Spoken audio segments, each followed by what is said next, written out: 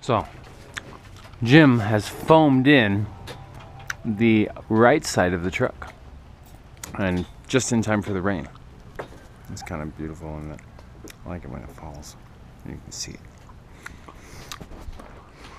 But yeah, now we're gonna wait for that dry. We did run out, so we're gonna order 600 more feet of foam. We got a steady leak there in the ceiling.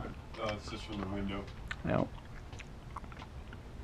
But we're getting rid of the skylights, so that doesn't matter. We're putting in regular skylights, not car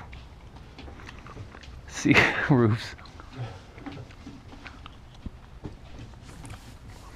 So yeah, we ran out of foam. Again, we failed at what, 70%?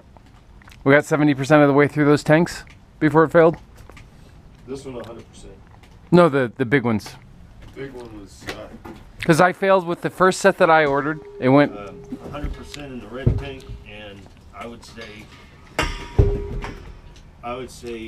there's still 30%. But if the other tank is empty, and that's what the situation is, that stuff just is, it doesn't leave the tank at the same rate? Right, so this was leaving faster even though that they were cranked up. That trash can that you're using has just holes all through the bottom. I put a garbage bag in it. Garbage bag is holding. Okay. I used it before. So the ceilings we still have left, the end cap there, and then probably a second coat on the, or just that just this little section. Yeah. That section is clear. That's where your door is going, Okay. roughly, and then the entire ceiling. Bad idea. Stupid sun skylight. All right. Yeah, and there's the hole for the door.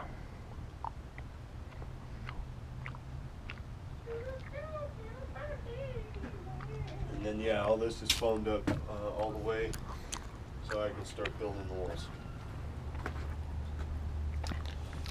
Fantastic.